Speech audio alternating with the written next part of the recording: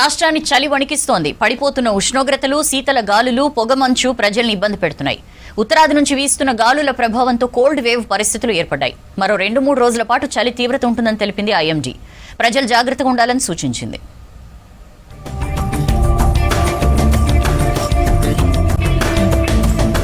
రాష్ట్రంలో చలి పంజా విసురుతోంది. Cold wave, severe wave conditions తో ప్రజలు గజగజ వణుకుతున్నారు. రాష్ట్ర వ్యాప్తంగా కనిష్ట ఉష్ణోగ్రతలు భారీగా పడిపోతున్నాయి. సింగిల్ డిజిట్ టెంపరేచర్లు నమోదవుతున్నాయి. కొన్ని ప్రాంతాల్లో 5 నుంచి 6 డిగ్రీలకు టెంపరేచర్లు పడిపోతున్నాయి. ఇవాళ అత్యల్పంగా సంగారెడ్డి జిల్లా కోహిర్లో 5.8, రంగారెడ్డి జిల్లా మొయినాబాద్ లో 6 డిగ్రీల టెంపరేచర్లు నమోదయ్యాయి. మరో 26 ప్రాంతాల్లో టెంపరేచర్ 10 డిగ్రీల్లోపే ఉంది. సిటీ పరిధిలో హెచ్సియు దగ్గర 6.3 డిగ్రీల అత్యల్ప ఉష్ణోగ్రతలు నమోదయ్యాయి.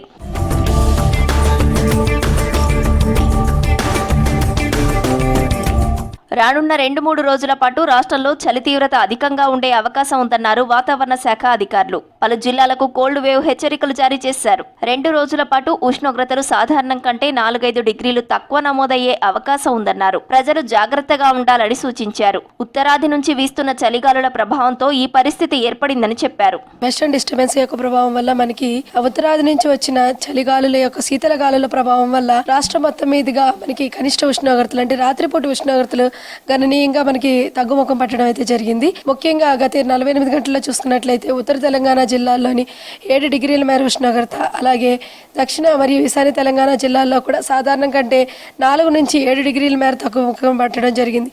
మనకి రాష్ట్రం మొత్తం మీదుగా చూసుకున్నట్లయితే అత్యల్పంగా 5.4 డిగ్రీలు, రంగారెడ్డి జిల్లాల్లో మనకి అత్యల్పంగా 5.4 డిగ్రీలు ఉష్ణోగ్రత నమోదవడం జరిగింది. చలి తీవ్రత, పొగమంచు, శీతల గాలులతో పలు జిల్లాలకు కోల్డ్ వేవ్ వార్నింగ్ ఇచ్చారు అధికారులు. ఇవాళ ఆదిలాబాద్, కొమరంభీం, ఆసిఫాబాద్, మంచిర్యాల, నిర్మల్, కామారెడ్డి, మెదక్, సంగారెడ్డి, సిద్దిపేట, హనుమకొండ, జనగాం, వరంగల్, రంగారెడ్డి జిల్లాలకు ఎల్లో అలర్ట్ జారీ చేశారు. హైదరాబాద్ లోనూ కోల్డ్ వేవ్ ఉంటుందన్నారు. ఈ ప్రాంతాల్లో శీతల గాలులు వీస్తాయని, కనిష్ట ఉష్ణోగ్రతలు సాధారణం కంటే 3 నుంచి 4 డిగ్రీల తక్కువ నమోదయ్యే అవకాశం ఉందని చెప్పారు.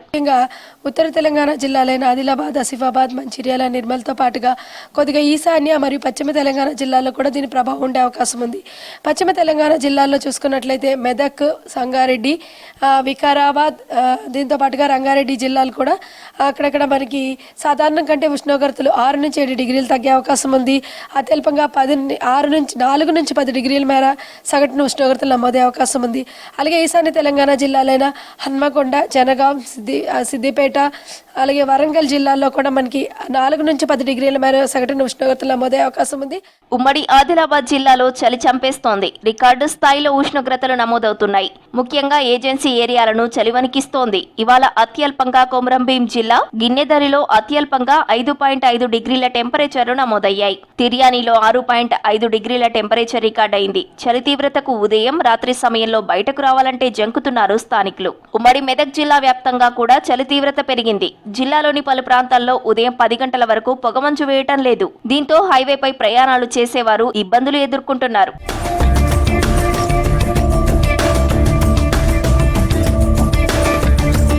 చలి తీవ్రత, పడిపోతున్న ఉష్ణోగ్రతలతో జాగ్రత్తగా ఉండాలన్నారు అధికారులు. వృద్ధులు, చిన్నారుల పట్ల ప్రత్యేక శ్రద్ధ వహించాలంటున్నారు. తెల్లవారుజామున, సాయంత్రం మంచు కురిసే సమయంలో బయటకు వెళ్లకపోవటమే మంచిదని సూచిస్తున్నారు. పొగమంచుతో ప్రమాదాలు కూడా జరిగే అవకాశం ఉండటంతో వాహనదారులు జాగ్రత్తగా ఉండాలన్నారు. కోల్డ్ వేవ్ తగ్గే వరకు అవసరమైతే తెల్లవారుజామున ప్రయాణాలు రద్దు చేసుకోవాలని సూచిస్తున్నారు. ప్రైవేట్ కార్యక్రమాల్లో భాగంగా హైదరాబాద్ పర్యటనకు వచ్చారు Samajwadi party chief MP Akhilesh Yadav. Adarsh Nagar MLA quarters ప్రాంగణంలో జరిగిన యాదవ సమ్మేళనంలో పాల్గొన్నారు. తర్వాత సీఎం రేవంత్ రెడ్డిని మర్యాదపూర్వకంగా కలిశారు. సదర్ పండుగను రాష్ట్ర పండుగగా జరుపుతున్న సీఎం రేవంత్ కు కృతజ్ఞతలు తెలిపారు అఖిలేష్. మాజీ మంత్రి కేటీఆర్ ను కలిశారు. రాష్ట్రంలో తాజా రాజకీయ పరిస్థితులపై చర్చించారు.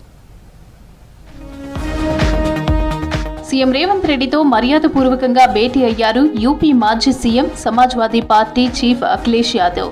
జూబ్లీహిల్స్లోని రేవంత్ నివాసంలో ఆయనతో భేటీ అయ్యారు. తాజా రాజకీయ పరిస్థితులపై చర్చించారు. తెలంగాణలో ప్రభుత్వం అమలు చేస్తున్న అభివృద్ధి, సంక్షేమ కార్యక్రమాలను అఖిలేష్ కు సీఎం వివరించారు.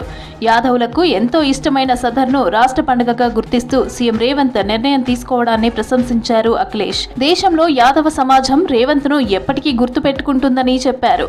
రాష్ట్రంలో యాదవ వర్గానికి గుర్తింపు ఇస్తున్న సీఎం రేవంత్ కు ధన్యవాదాలు తెలిపారు అఖిలేష్ యాదవ్.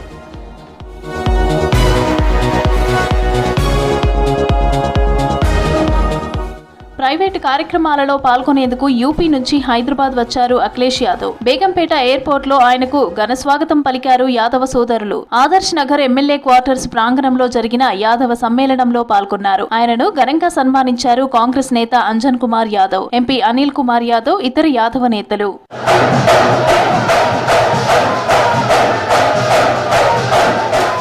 ఢిల్లీలో మార్పు రావాలంటే తెలంగాణ ప్రజలు ముందుండాలన్నారు సమాజ్వాదీ పార్టీ అధినేత యూపీ మాజీ సీఎం అఖిలేష్ యాదవ్. ఆంధ్రప్రదేశ్ సపోర్టు లేకుంటే కేంద్రంలో బీజేపీ ప్రభుత్వం రాకపోయేదని చెప్పారు. శ్రీకృష్ణ భగవానుడి ఆశీర్వాదం మనపై ఎప్పుడూ ఉంటుందని చెప్పారు అఖిలేష్. हैदराबाद से और आंध्र प्रदेश से समाजवादियों का बहुत बहुत पुराना रिश्ता रहा है. हमारा भी सभी दलों से संबंध बहुत अच्छा रहा है और ये प्रदेश तो वो प्रदेश है जो राजनीति में बदलाव ला सकता है. सरकार कौन चला रहा है? हम लोग तो यूपी में मुकाबला कर कर के बीजेपी को पीछे कर दिए कि उन्हें आंध्र प्रदेश के लोगों का सहयोग और मदद लेनी पड़ रही है. जो दिल्ली की सरकार अगर चल रही है तो वो आंध्र प्रदेश की वजह से चल रही है. అఖిలేష్ రాకతో హైదరాబాద్ లో పండగ వాతావరణం నెలకొందన్నారు మాజీ ఎంపీ అంజన్ కుమార్ యాదవ్. ఎన్డీఏ కూటమితో సింగిల్ గా పోరాడే నాయకుల్లో అఖిలేష్ ఒకరన్నారు. ప్రజల కోసం నిరంతరం పనిచేసే నాయకుడు అఖిలేష్ అన్నారు అంజన్ కుమార్.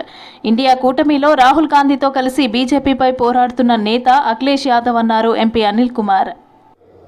भाइयों, आज हैदराबाद शहर में बहुत त्योहार का माहौल है.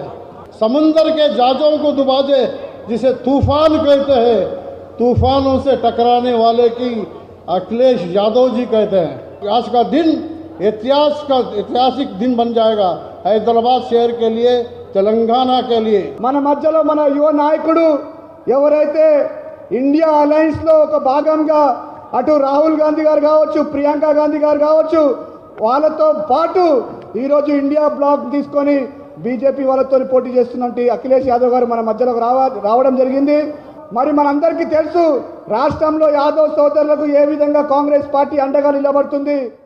హైదరాబాద్ నందినగర్ లో బీఆర్ఎస్ వర్కింగ్ ప్రెసిడెంట్ కేటీఆర్ ను కలిశారు అఖిలేష్ యాదవ్. ఆయనకు బీఆర్ఎస్ లీడర్లు ఘన స్వాగతం పలికారు. తర్వాత కేటీఆర్, హరీష్ రావు సహా గులాబీ నేతలతో భేటీ అయ్యారు అఖిలేష్.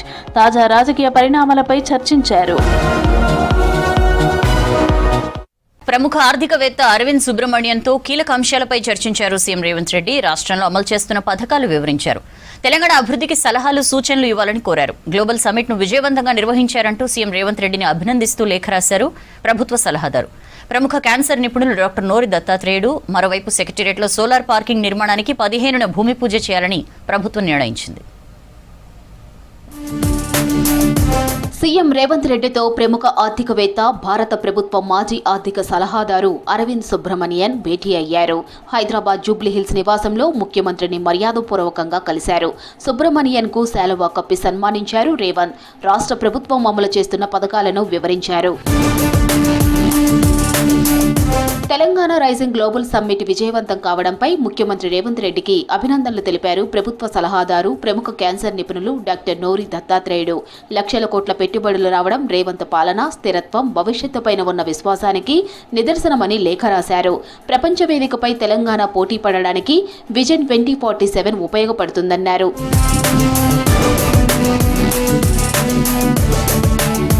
కేంద్ర మాజీ మంత్రి, లోక్సభ మాజీ స్పీకర్ శివరాజ్ పాటిల్ మృతిపై సంతాపం తెలిపారు సీఎం రేవంత్ రెడ్డి. పాటిల్ మరణం దేశానికి, కాంగ్రెస్ పార్టీకి తీరని లోటన్నారు.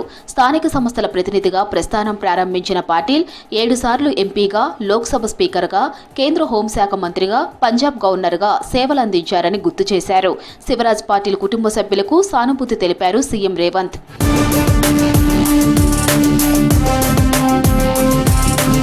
రాష్ట్ర సెక్రటేరియట్లో సోలార్ పార్కింగ్ నిర్మాణానికి ముహూర్తం ఖరారైంది. ఈ నెల 15న సోలార్ పవర్డ్ కార్ పార్కింగ్ నిర్మాణానికి శంకుస్థాపన, భూమి పూజ చేయనున్నారు. 17 కోట్లతో ఈ ప్రాజెక్ట్ నిర్మాణానికి ఆమోదం తెలిపింది సర్కార్. ఇందులో భాగంగా నైరుతి, వాయువ్య విభాగాల్లో వాహనాల పార్కింగ్ ఏరియాను కవర్ చేసేలా సోలార్ ప్యానెల్ పైకప్పు నిర్మించనున్నారు. G+2 సౌకర్యంలో కానోపీలు నిర్మించనున్నారు. తెలంగాణ పునరుత్పాదక ఇంధన అభివృద్ధి సంస్థ, రాష్ట్ర రోడ్లు భవనాల శాఖ సంయుక్తంగా ఈ ప్రాజెక్ట్ నిర్మాణం చేపట్టాయి.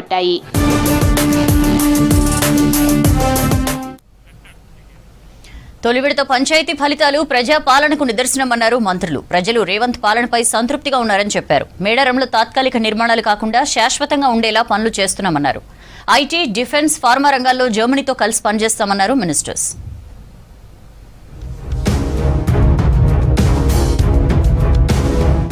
జర్మనీ, భారత్ మధ్య సుదీర్ఘకాలంగా స్నేహబంధం కొనసాగుతోందని, రాబోయే రోజుల్లో ఈ బంధం మరింత పటిష్టంగా ముందుకు సాగాలని ఆశిస్తున్నానన్నారు డిప్యూటీ సీఎం బట్టి విక్రమార్క. ఐటీ, డిఫెన్స్, ఫార్మా రంగాల్లో జర్మనీతో కలిసి పనిచేసేందుకు తెలంగాణ ప్రభుత్వం సిద్ధంగా ఉందని చెప్పారు. ఈ రంగాల్లో పెట్టుబడులు పెడితే పూర్తిగా సహకరిస్తామన్నారు. హైదరాబాద్ ప్రజాభవన్లో మంత్రి శ్రీధర్ బాబుతో కలిసి జర్మనీ పార్లమెంటు బృందంతో భేటీ అయ్యారు బట్టి విక్రమార్క.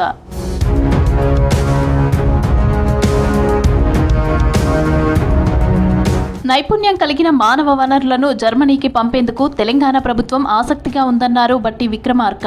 కార్ల తయారీ రంగంలో జర్మనీతో కలిసి పనిచేసేందుకు సిద్ధంగా ఉన్నామని జర్మనీ పార్లమెంటు బృందానికి వివరించారు. సైబర్ సెక్యూరిటీకి అత్యంత ప్రాధాన్యత ఇస్తున్నామన్నారు ఐటీ శాఖ మంత్రి శ్రీధర్ బాబు.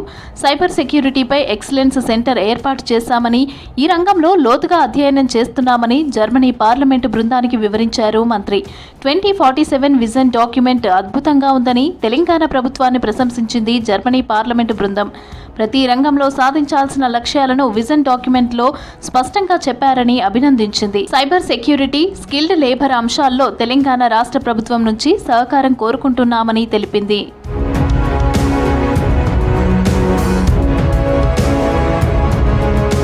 మేడారం ప్రాంగణాన్ని మహా అద్భుతంగా తీర్చిదిద్దుతున్నామన్నారు మంత్రి పొంగులేటి శ్రీనివాసరెడ్డి. జాతర ప్రాంగణంలో 8 ద్వారాలకు, ప్రాకారాలకు, 4 గద్దెలకు సంబంధించి పనులు వేగంగా పూర్తవుతున్నాయని చెప్పారు. ములుగు జిల్లా మేడారంలో మహాజాతర అభివృద్ధి పనులను మంత్రి సీతక్కతో కలిసి పరిశీలించారు పొంగులేటి.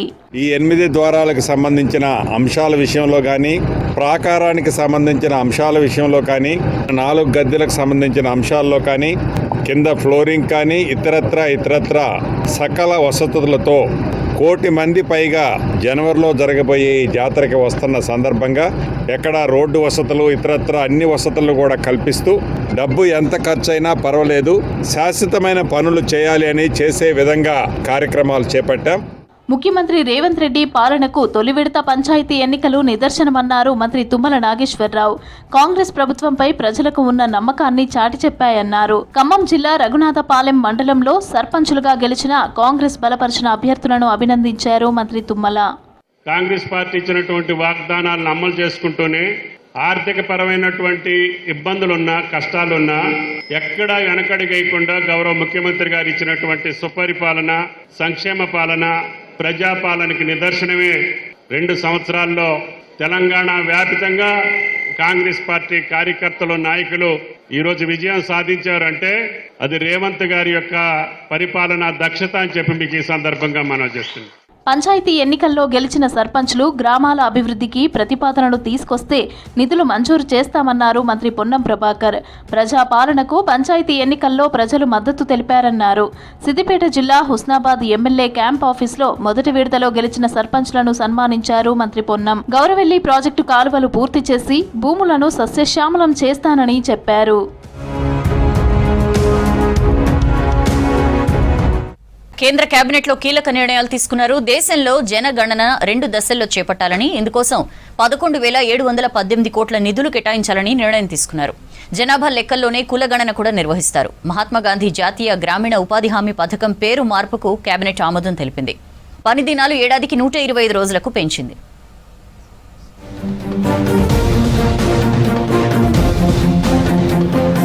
కేంద్ర కేబినెట్ పలు కీలక నిర్ణయాలు తీసుకుంది. 2027లో నిర్వహించనున్న జనాభా లెక్కల్ని 2 దశల్లో నిర్వహించాలని కేబినెట్లో నిర్ణయించింది.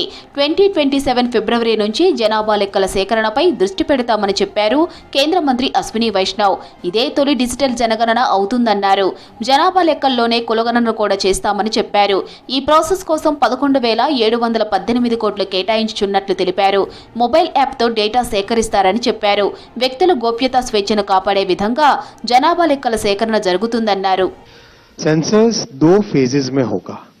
फेज 1 में housing enlisting and housing census, कितने देश में घर है, घर के अंदर क्या फैसिलिटीज है, वो सब चीजें हाउस इनुमरेशन, हाउस लिस्टिंग और हाउसिंग सेंसस के नाम से गिनी जाए। Second phase population enumeration will be done, मतलब जो हमारे जनसंख्या के कई बेसिक पैरामीटर्स हैं उन पैरामीटर्स का इनुमरेशन इसमें किया जाएगा। ये किया जाएगा फरवरी 2027 में। చాలా కాలం తర్వాత దేశంలోని అతిపెద్ద పరిపాలన గణాంక ప్రాసెస్ గా నిలవనుంది జనగణన. 1948 జనాభా లెక్కల చట్టం, 1990 జనాభా లెక్కల నియమాల ప్రకారం జరిగే 2027 జనాభా లెక్కింపు తొలి గణన తర్వాత 16వది. దేశానికి స్వాతంత్ర్యం వచ్చిన తరువాత 8వ జనాభా లెక్కింపు ఇదే అవుతుంది.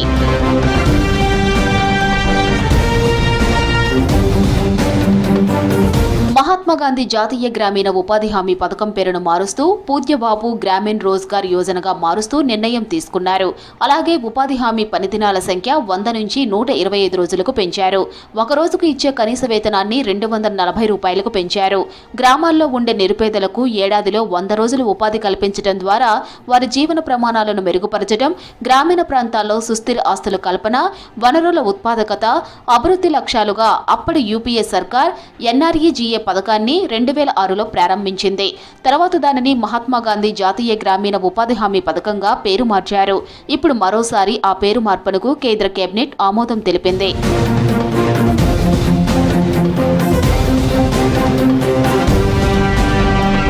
కోల్ సేతు విండోకు కేంద్ర కేబినెట్ ఆమోదం తెలిపింది. బొగ్గు గనుల రంగంలో సంస్కరణల కోసం కొత్త పాలసీకి కేబినెట్ ఆమోద ముద్ర వేసింది.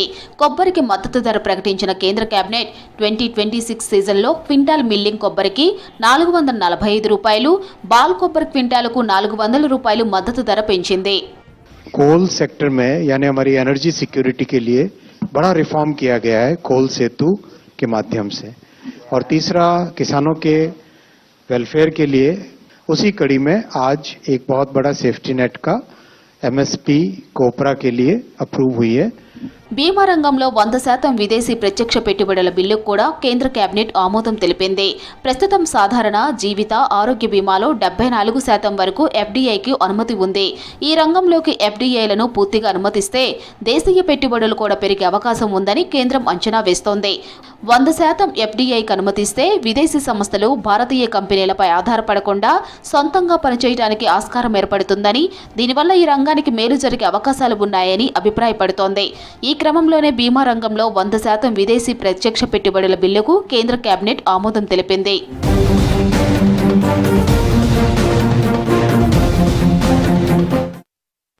ఛత్తీస్గఢ్లోని బస్తర్ ప్రాంతంలో మరో 10 మంది మావోయిస్టులు లొంగిపోయి జనజీవన స్రవంతిలో కలిశారు. ఈ విషయాన్ని బస్తర్ ఐజీ సుందర్రాజ్ తెలిపారు. బస్తర్ రీజియన్లో మావోయిస్టులు లేకుండా చేసి అభివృద్ధికి బాటలు వేయడం కోసం తమ ప్రయత్నాలు కొనసాగుతున్నాయని చెప్పారు. ఇందుకోసం భద్రతా బలగాలు పలు ఆపరేషన్లు చేపడుతున్నాయని వివరించారు. ఈ మధ్య పెద్ద సంఖ్యలో మావోయిస్టులు లొంగిపోయి జనజీవన స్రవంతిలో కలుస్తున్నారని చెప్పారు. ఇవాళ 10 మంది మావోయిస్టులు ఆయుధాలతో లొంగిపోయారు. పోలీసులు ఎదుట లొంగిపోయిన 10 మంది మావోయిస్టులపై 33 లక్షల రివార్డ్స్ ఉన్నాయని చెప్పారు బస్తర్ ఐజీ సుందర్రాజ్.